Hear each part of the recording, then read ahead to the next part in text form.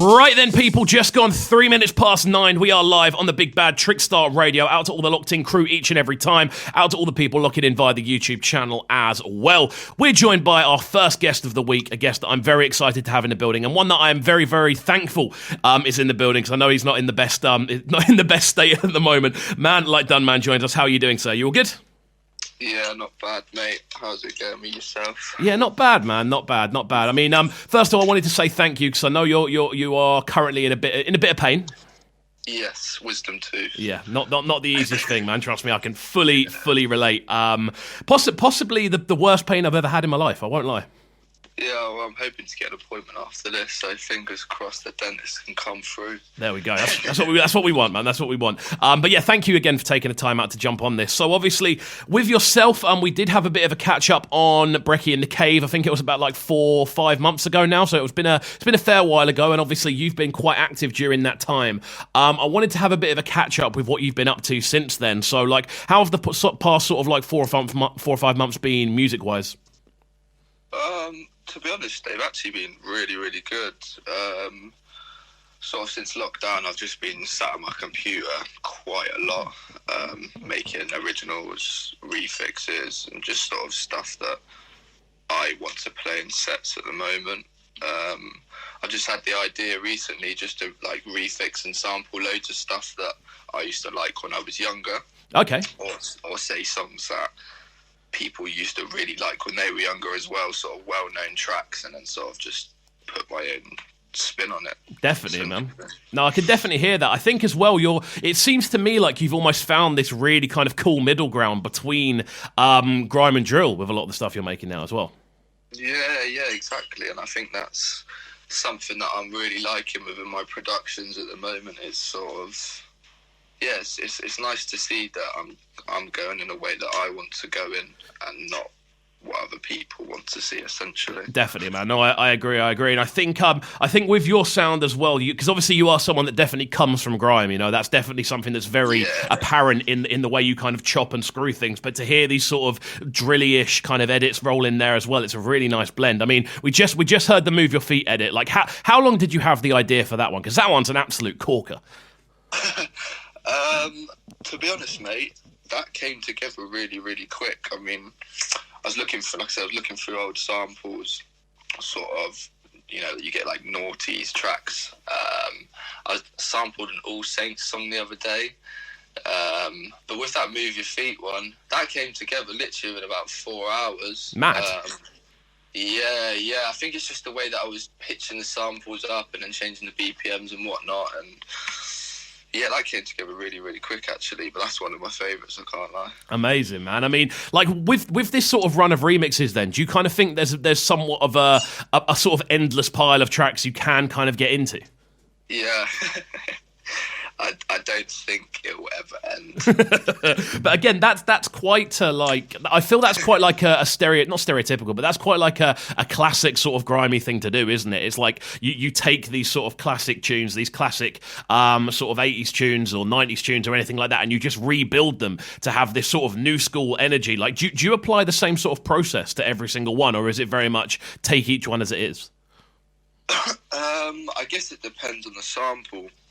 I mean, because I've made a lot of tracks recently, I can go back to previous projects and use the sort of similar drum patterns or different drum structures, and I can change the samples about, and then obviously once I add the sort of 80s and the 90s samples in it, it comes together really, really quick because I've got a previous project that I can use. If it's I'll start a completely new project. Interesting, man. I mean, kind of with that then, obviously your kind of sound has really, really progressed over the years. When did you sort of find that sort of more quicker, I want to say drill influence sort of style of production coming into play then? Because obviously that hasn't been there since the beginning. Nah, it's only sort of come into play this year, really.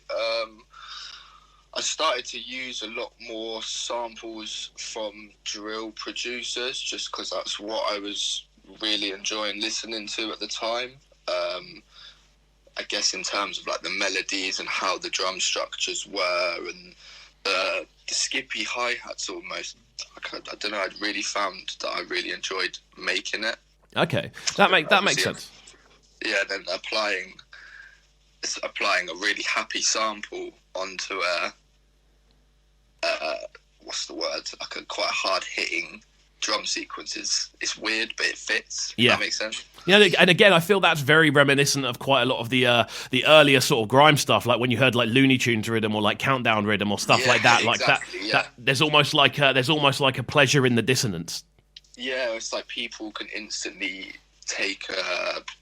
they instantly know the sample and they're like, oh, damn, this is wicked. Yeah. And then it draws them in to listen to the song. Definitely, mate. And I think something that's going to be quite fun for yourself as well, when all of the current scenario kind of clears itself up a little bit, you're going to have so many like dance floor weapons as well, because those remixes are perfect for raves.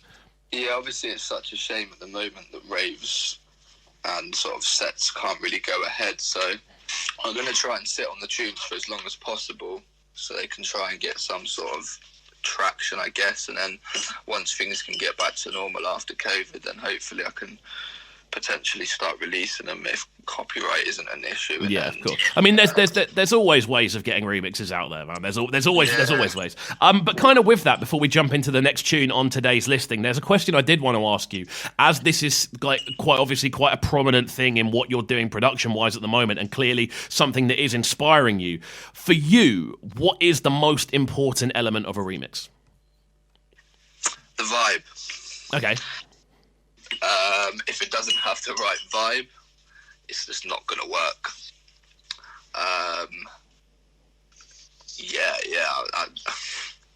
It's hard to really say. I mean, for me as well, the bass has got to be essential, because obviously for me that's one of the best things within a track. It's just that's got to be hard hitting. So yeah, I'd say the vibe. Okay, the vibe. So the vibe in the 808. The vibe in the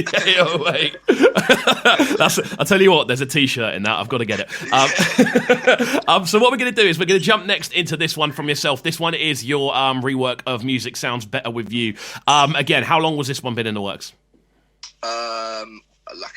Again, mate, that I could probably did that in about 5 hours, I'd say 4 or 5 hours. Amazing, man. Like, what is it about refixes, do you find then, that makes the process almost go quickly? I think because there's already an original sample there, and then from that I can create my own melodies because the idea is already there. Yeah, no, that does make sense. That really does make sense. Okay, cool. Well, it's just gone 11 minutes past 9 then. We are live on Trickstar Radio. A man like Dunman joins us this morning. We're going to get into this one now, so don't go anywhere. Keep it locked. We're in the building till 10. Oh, yes.